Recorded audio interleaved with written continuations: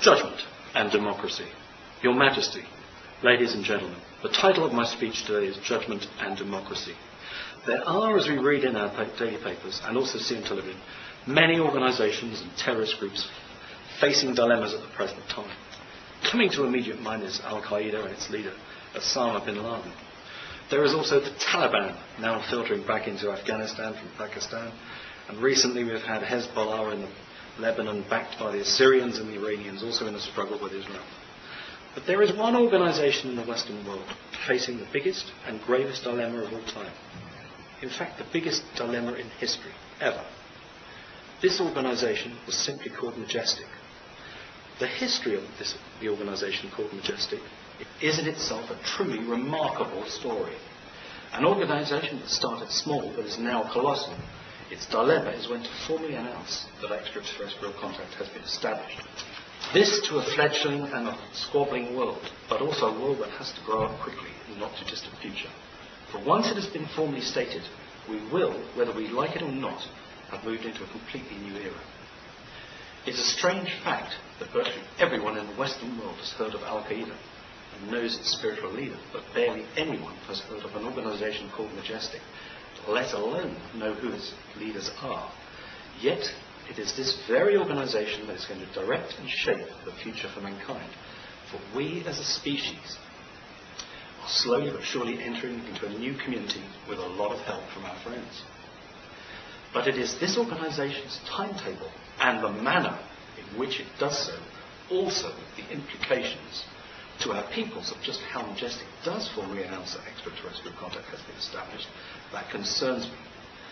Majestic was formed after an executive order by the then US President Harry Truman, sometime around 1947. It was headed by America's most senior scientific and military experts, with a few senior politicians involved initially. It's my understanding that there were 12 people in charge of this organisation at the time. Majestic was established directly after the crash of a UFO in Roswell, New Mexico, where not only was the crashed UFO recovered, but its occupants too were also recovered.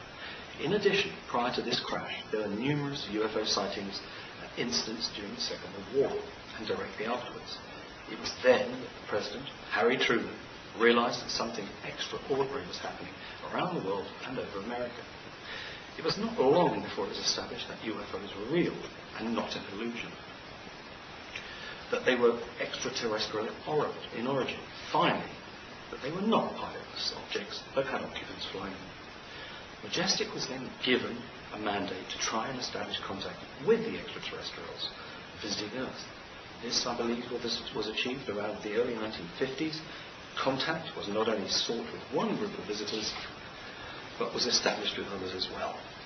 From this moment on, we have been in the new era for mankind. Majestic, since its creation around 1947, has run parallel to every elected administration, right up to the present day. It has been funded through black budgets to attain its secrecy. As an organisation that started small, it is now colossal. Who its unelected leaders are and who are those administering this organisation, I genuinely do not know.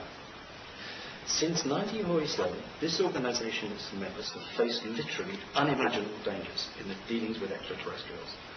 The list of this organisation's achievements is virtually endless.